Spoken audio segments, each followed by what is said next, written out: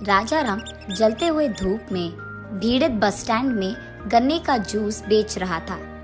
वो गन्ने को मशीन के अंदर डालकर उसे निचोड़कर एक गिलास में नींबू पानी डालकर उसमें गन्ने का जूस भरता था और इस जूस को उसके ग्राहकों को बेचता था। वो 3 दिन से यही काम कर रहा था, लेकिन वो कोई भी पैसे नहीं कमा पाया। तब वो ऐसे सोचता है कि कोई नए प्रकार का व्यापार शुरू करके इस गन्ने के व्यापार का लाभ बढ़ाना होगा। ऐसे सोचते सोचते उसे एक उपाय सूझता है। राजा राम अपने आप में ऐसे सोचता है, इस गर्मी में अगर किसी को गन्ने का जूस पीना भी है तो उनके अपने कामों के बिजी में नहीं पी पाते हैं, और कुछ लोग बस छूट जाने की टेंशन में बस उतरकर पीने नहीं आते हैं। कोल्ड ड्रिंक और लस्सी जैसे बेचा जाता है, वैसे ही अगर गन्ने का जूस भी उनके पास पहुंचाया जाए तो मेरा व्यापार शायद अच्छा चलेगा। ये सोचकर वो तुरंत कुछ प्लास्टिक कवर्स में गन्ने का जूस डालकर उन्हें पैक करके उन्हें एक प्लेट में डालकर बेचने जाता है। बस स्टैंड में सारे बसों के पास जाकर, गन्ने का जूस बाबू, गन्ने का जूस, ताज़ा ताज़ा जूस, बिना कोई मिलावट के एकदम घर से बना हुआ जूस, अलग प्रकार के कोल्ड ड्रिंक्स के बदले में ये ताज़ा ताज़ा गन्ने का जूस पियो बाबू, ऐसे उनको बेचने लगता है। कुछ ही देर में सारे गन्ने के जूस के पैकेट बिक जाते हैं। तब उसकी बीवी वहाँ आकर, सुनिए, खाने का टाइम हो गया है, मैं कैरेज लाई हूँ, पहले आप खाना खा लो फिर काम शुरू कर लेना। नहीं नहीं, रुको रुको, तुम वहीं बैठो, मैं अभी आता हूँ। ये कहकर वहाँ से चले जाकर वो उसके प्लेट में मौजूद सारे गन्ने के जूस के पैकेट को बेच देता है।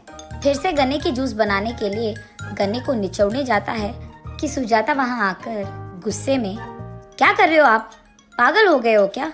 या फिर एक ही दिन में आपको सारा गन्ना बेचना है? खाए बिना पिए बिना ये सब क्या कर रहे हो आप? पहले आप इधर आइए, खाना खा लीजिए, ऐसे वो गुस्से में कहती है। तब राजा राम जल्दबाजी में वहाँ नीचे बैठकर खाना खा लेता है। उसके बाद तुरंत वो गन्ने के जूस बनाने मशीन के पास जाकर उन्हें निचोड़ने लगता है। उसके बाद जूस बनाकर उनको वापस उसी जल्दबाजी में बेचने जाता है। न जाने क्या काम करते हैं ये, जो खाया वो भी ठीक से नहीं खाया उन्होंने। मैंने तो अब तक सिर्फ गन्ने के जूस को बेचने वालों को एक ही जगह पर ठाने हुए देखा है, ये तो हर जगह जाकर गन्ने का जूस बेच रहे हैं, ऐसे सोचती है। ये सब दूर से देख रही एक बूढ़ी औरत सुजाता के पास आकर ऐसे कहती है, एक गिलास गन्ने का जूस दो बेटी। तब सुजाता एक गिलास ठंडा गन्ने का जूस देती है। वो जूस पीते हुए बूढ़ी औरत ऐसे कहती है, क्या बेटी, तुम दोनों व्यापार में नए हो क्या? हाँ जी, आपको कैसे पता? हम तो बहुत नए हैं इसमें। मेहनत से काम करोगे ना, सब कुछ आसान बन जाएगा बेटी, ऐसे कहती है बूढ़ी औरत। ये हर रोज यही व्यापार नहीं करते हैं जी, वो देखिए, हाँ, वहाँ का गन्ना जब तक खत्म ना हो जाए ये यही काम करते रहेंगे, ऐसे कहती है। उस बूढ़ी औरत को कुछ समझ नहीं आता है, इसीलिए वो थोड़ा आश्चर्यचकित हो जाती है और वो सुजाता की ओर देखने लगती है।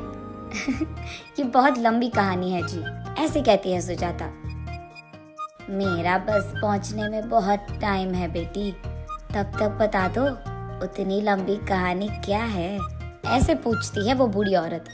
हाँ, असल में तो हम खेती करते थे, हमारा गांव ना पास में ही है, हमारे पास बहुत बड़ा जमीन है और हम वहाँ अलग प्रकार के पौधों को उगाते हैं। पिछले साल हम हमारे खेत में गन्ने उगाए थे। जब गन्ना हाथ में आया, हमेशा की तरह हमारे पास मौजूद गन्ने के फैक्ट्री के लोग गन्ने को लेकर उनके पास पहुंचाने के लिए कहा था। मेरा पति भी सारे गन्ने को, वो देखिए, हाँ, उस गाड़ी में फैक्ट्री लेके गए। सुनो राजा राम, तुम्हारा सारा लोड ना वहीं पे छोड़कर चले जाओ, सारा लेने के बाद हम तुम्हें कॉल कर देंगे और पैसे भी तभी देंगे। क्या?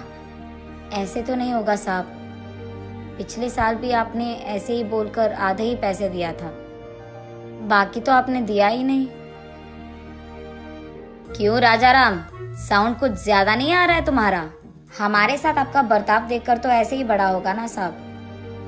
जिस गाड़ी में मैं गन्ना लाया वो गाड़ी भी आप कह रहे हो कि यही छोड़ दूं मैं, ये तो नाइंसाफी है। यहाँ जितने दिन आप गाड़ी को रख रहे हो उतने दिन उस गाड़ी का किराया आप दोगे क्या, ऐसे पूछता है। निकल जाओ तुम, अगर इतना ही मुश्किल है तो अपना गाड़ी लेकर चले जाओ। इस साल भी आधे ही पैसे दूंगा मैं, तुम्हें जो करना है कर लो, निकला। तब राजा राम भी बहुत क्रोधित होता है। आधे ही पैसों में तुम्हें ये गन्ना बेचना मुझे भी नहीं पसंद है, और जब तक तुम लोड यहाँ पे उतरवा ना दो तब तक गाड़ी यहाँ रखने की कोई जरूरत भी नहीं है मुझे। ये कहकर वो गाड़ी लेकर चले जाने ही वाला था कि तुम ये गाड़ी लेकर यहाँ से 200 किलोमीटर भी गए ना तो ये गन्ना तुमसे कोई भी नहीं लेगा, इसको तुम कहीं भी नहीं बेच पाओगे। यहाँ तो तुम्हें कम से कम आधा दाम मिल रहा है। ये कहकर वो आदमी हंसने लगता है। इससे पहले कि ये गन्ना खराब हो जाए, इस हफ्ते के अंदर ही इस सारे गन्ने को मैं बेच दूंगा, और वो भी 50 किलोमीटर के अंदर, ऐसे कहता है राजा राम। क्या इतना गन्ना को तुम अकेले बेचोगे? मजाक लग रहा है क्या? एक किसान के मेहनत पे हंसने वाले तुम जैसे लोगों से मैं क्यों तमाशा करूंगा?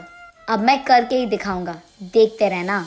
ये सुनकर क्रोधित दुकान वाला ऐसे कहता है, तो फिर ये भी सुन लो, अगर तुम 50 किलोमीटर के अंदर इस सारे गन्ने को बेच पाए तो जितना पैसे तुम्हें मिलते हैं उसका दुगना मैं तुम्हें दूंगा। ऐसे वो गन्ने के फैक्ट्री का मालिक सबके सामने वचन देता है। ठीक है, फिर दुगना दाम देने के लिए तैयार हो जाओ। ये कहकर गन्ने का लोड लेकर राजा राम वहां से चले जाता है। उसके जाने के बाद वो मालिक सबके साथ हंसते हुए ऐसे कहता है देखो उसका घमंड, हफ्ते के अंदर ही मेरे पैरों पे गिर जाएगा और बोलेगा कि यहाँ गन्ना कोई नहीं खरीद रहा है, कम से कम आधा तो दाम दे दो। सुजाता ये सब उस बूढ़ी औरत को बोलकर, तो ये थी वो लंबी कहानी। इसलिए मेरा पति उस सारे गन्ने को बेचने के लिए 3 दिन से बहुत मेहनत कर रहा है। 2 और दिनों में उस सारे गन्ने को हमें बेचना होगा, यही उनका फैसला है। ऐसे कहती है, अच्छों का अच्छा ही होगा। चलो मेरे बस का टाइम हो रहा है बेटी, मैं जा रही हूँ। ऐसे कहती है वो बूढ़ी औरत। ऐसे वो 2 दिनों में उस सारे गन्ने को बेच देता है।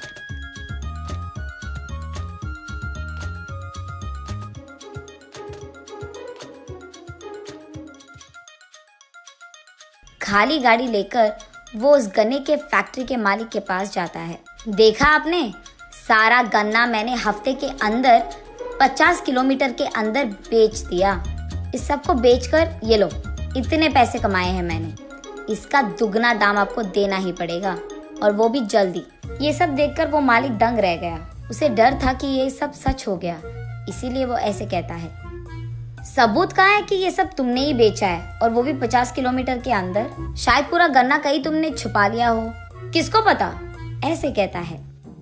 तब वहाँ पे मौजूद किसान, नहीं साहब, वो बस स्टैंड पे दिन रात मेहनत करके बेच रहा था, हमने देखा है, ऐसे कहते हैं। तब वो कुछ नहीं कर पाता है, इसीलिए हाँ ठीक है, अभी तुम्हारा किस्मत अच्छा है, तुम्हारे पैसों का दुगना दाम मैं दूंगा, ठीक है, ऐसे कहता है। रोते हुए राजाराम के कमाए हुए पैसों से दुगना देता है वो मालिक, और वो भी सबके सामने। तब राजाराम को ऐसे लगता है कि उस मालिक को किसानों का पावर दिखाना है। तब वो कहता है, आपका जमीन मैं खरीद लूंगा, दे दो मुझे, अभी के अभी पैसे भी दे दूंगा। तब वो उसके पास मौजूद पैसों से वहां पे मौजूद सारे किसानों का खेत खरीद लेता है। तब कुछ ना कर पाने के कारण फैक्ट्री का मालिक वहां बैठ जाता है। राजाराम पूरा गन्ना लेकर पास में मौजूद शहर जाकर हर एक चौरस्ते में एक गन्ने के जूस का डिब्बा लगाकर वहाँ पे लोगों को नौकरी पे भी लगाकर गन्ने के जूस को पैकेटों में बेचता था। बहुत ही जल्द वो बहुत सारा लाभ बनाता है। ऐसे उसने साबित कर दिया था कि अगर एक किसान को कुछ करना है तो वो करके दिखाएगा, और ये भी सबक सिखाता है कि किसानों को कभी नीचा नहीं देखते।